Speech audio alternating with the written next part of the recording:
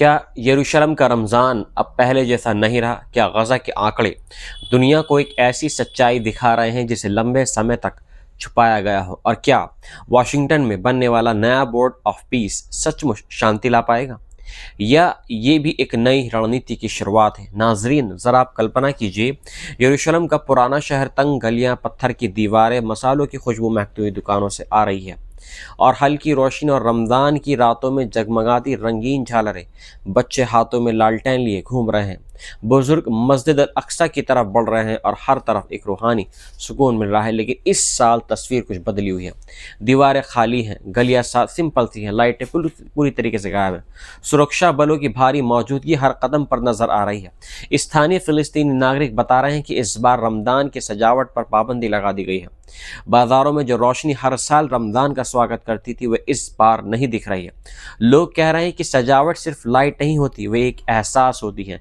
वे ये बताती हैं कि शहर अभी जिंदा है, खुश है, इबादत के महीने का इंतज़ार कर रहा है। लेकिन जब दीवारें सूनी हों और हर मोड़ पर पुलिस की गाड़ी खड़ी हो, तो माहौल बदल जाता है। कुछ लोग नाम न बताने की शर्त पर कह रहे हैं कि वे कैमरे पर बोलने से डरते हैं। उन्हें डर है कि कहीं उनकी बात उनके लिए परेशानी का सबब न बन जाए। एक आदमी बता रहा है कि वह हर साल अपने परिवार के साथ मस्जिद अल अक्सा में पहली तरावी पढ़ने के लिए जाते हैं, लेकिन इस बार उसे गेट पर ही रोक दिया गया। उससे कहा गया है कि उसके पास विशेष अनुमति नहीं है और वे उम्र सीमा में नहीं आता, यानी उसकी उम्र अंदर के लिए नहीं है, क्योंकि इस बार वेस्ट बैंक से आने वाले लोगों के लिए सिर्फ 10,000 की समय तय सीमा रखी गई, वे भी 50 साल से ऊपर या 12 साल से कम उम्र वालों के लिए, और वे भी सिर्फ जुमे के दिन। और पहले से मंजूरी के बाद मस्जिद अल अक्सा, जो इस्लाम का तीसरा पवित्र शहर माना जाता है और जो 1947 के युद्ध के बाद से इजराइल के नियंत्रण में है, पूर्वी यरूशलेम में स्थित है। वहाँ की हर सीढ़ी, हर आंगन एक इतिहास बयां करती है। लेकिन इस बार वहाँ प्रवेश के रास्तों पर लंबी जांच कतारें हैं, भारी सुरक्षा तैनाती है, और अंदर भी पुलिस की मौजूदगी पहले से ज़्यादा बताई जा रही है। स्थानीय महिलाएं कह रही हैं कि उन्हें ऐसा महसूस हो रहा है जैसे वे अपने ही शहर में मेहमान बन गए हों। दूसरी तरफ ये भी खबरें आई हैं कि कुछ यहूदी जो सैटेलाइट्स हैं, उनके जो ग्रुप हैं, वो मस्जिद अल अक्सा में अंदर आते हैं और नाच गाने करते हैं, जिससे माहौल और संवेदनशील हो जाता है। इसी बीच एक और परंपरा भी प्रभावित हुई है। मैस हराती की परंपरा, जो सहरी से पहले गलियों में डोल बजाकर लोगों को जगाते थे। कई इलाकों में उसकी गतिविधि सीमित कर दी गई है। लोग कहते हैं कि रमज़ान सिर्फ रोज़ा रखने का नाम नहीं है, वो एक सामाजिक एक अनुभव है, वह मिलन का महीना है। और जब पूरा शहर एक साथ जागता है, एक साथ इफ्तार करता है, एक साथ इबादत करता है, लेकिन जब पाबंदियाँ बढ़ती हैं तो वे सामूहिक एहसास टूटने लगता है। अब ज़रा रुख करते हैं गज़ा की तरफ, जहाँ युद्ध के आंकड़े एक नई बहस को जन्म दे रहे हैं। प्रतिष्ठित medical journal salient global health में प्रकाशित एक अध्ययन के अनुसार 7 अक्टूबर 2023 से 5 जनवरी 2025 के बीच गज़ा में हिंसक मौतों की संख्या 75,200 के करीब पहुंच गई है, जबकि उसी तारीख तक फिलिस्तीनी स्वास्थ्य मंत्रालय ने 49,090 लोगों की मौत की पुष्टि की है, यानी लगभग 35% का अंतर है। शोधकर्ताओं ने 2000 घरों का सर्वे किया, जिनमें कुल 9,739 लोगों का प्रतिनिधित्व था। उनसे परिवार में हुई मौतों का ब्यौरा लिया गया। अध्ययन में अर्थशास्त्री और जनसंख्या की विशेषज्ञ, महामारी वैज्ञानिक और सर्वे एक्सपर्ट सब शामिल थे। रिपोर्ट में कहा गया है कि महिलाओं, बच्चों और बुजुर्गों का अनुपात सरकारी आंकड़ों से मेल खाता है, और कुल मृतकों में 56% इन्हीं वर्गों में से हैं। शोध ये भी संकेत देते हैं कि हिंसक मौतों के अलावा अप्रत्यक्ष मौतें भी हुई हैं।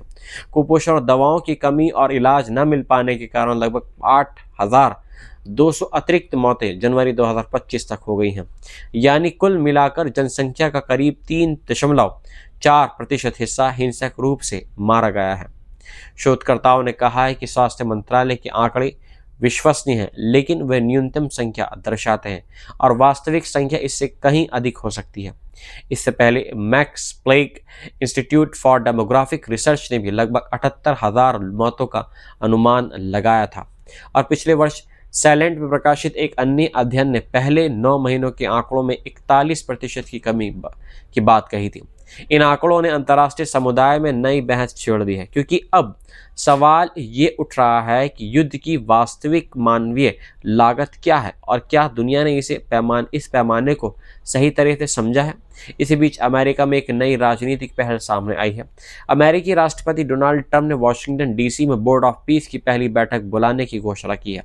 ये पहल 20 बिंदुओं वाले युद्ध विराम प्रस्ताव के तहत बताई जा रही है, जिसे अक्टूबर में लागू किया गया और जनवरी में दावोस में सम्मेलन समर्थन मिला है। बताया जा रहा है कि 25 से अधिक देश इस बोर्ड से जुड़े हैं और 60 देशों को निमंत्रण भेजा गया है। हालांकि board of peace, white house के प्रेस सचिव ने कहा कि $5 अरब से अधिक की राशि गजा के पुनर्निर्माण के लिए देने का वादा किया गया है और ये बोर्ड तय करेगा कि ये धन कैसे और कहां खर्च होगा। वहीं पाकिस्तान के प्रधानमंत्री शहबाज शरीफ, इंडोनेशिया के राष्ट्रपति प्रबोवो सुबियांतो, वियतनाम के नेता तो लॉम, इजराइल के विदेश मंत्री गिदोन सार और तुर्की के विदेश मंत्री हाकान फिदान के शामिल होने की पुष्टि इसमें हुई है। इटली के विदेश मंत्री एंटोनियो ताजानी पर्यवेक्षण के रूप में शामिल होने वाले। हालांकि यूरोप के कई देशों ने दूरी बनाई है। स्पेन ने शामिल होने से इसमें इनकार कर दिया है। वेटिकन ने भी भागीदारी से मना कर दिया है और कनाडा का निमंत्रण वापस ले लिया गया है। आलोचकों का कहना है कि बोर्ड के चार्टर में गाजा या फिलिस्तीन शब्द का स्पष्ट उल्लेख नहीं है, जिससे उसकी मंशा पर सवाल उठ रहे हैं। कुछ जानकारों का यह भी मानना है कि यदि अमेरिका निष्पक्ष मध्यस्थ की भूमिका निभाए और स्थानीय प्रतिनिधित्व सुनिश्चित हो तो शांति की संभावना बन सकती है। लेकिन यदि राजनीतिक और आर्थिक हित हावी रहें तो ये पहल भी विवादों में घिर सकती है। इस बीच युद्ध विराम लागू होने के बाद भी गाजा में सैकड़ों लोगों की मौत की खबरें सामने आई हैं। संयुक्त राष्ट्र ने बताया है कि मानवीय मिशनों को समन्वय के बाद भी पूरी मंजूरी नहीं मिल पा रही।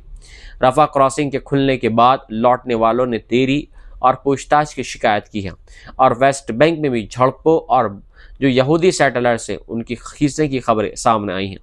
अब सवाल यह है कि क्या यरूशलेम का सोना, रमज़ान, गजा के बढ़ते आंकड़े और वाशिंगटन की बैठकों के बीच कोई सीधा संबंध है? क्या ये सब एक बड़े भू राजनीतिक शतरंज का हिस्सा है या ये सिर्फ अलग अलग घटनाएं हैं जिनका दर्द आम लोगों को झेलना पड़ रहा है?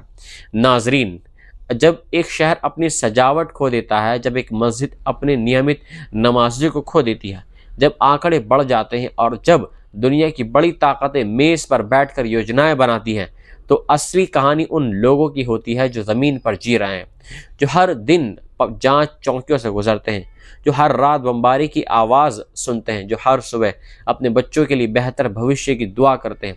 आने वाले दिन तय करेंगे कि बोर्ड ऑफ पीस सचमुच शांति का रास्ता खोलेगा या नहीं। क्या रमज़ान की अगली रातें फिर से रोशनी से भरेंगी या नहीं? और क्या आंकड़ों के पीछे छिपी मानवीय त्रासदी को दुनिया पूरी गंभीरता से लेगी? फिलहाल यरूशलेम की गलियों में सन्नाटा है। गाजा के आंकड़े बहस में हैं और वाशिंगटन की बैठकों पर दुनिया की नज़र है। और इसी के साथ हम आपसे कहते हैं कि इस पूरे घटनाक्रम पर गौर कीजिए, क्योंकि ये सिर्फ एक खबर नहीं, ये हमारे दौर की सबसे बड़ी कहानी है, सबसे बुरी भी कहानी है, जिसमें आस्था भी है, राजनीति भी है, इंसानियत भी है और भविष्य की दिशा भी इसमें छिपी हुई है।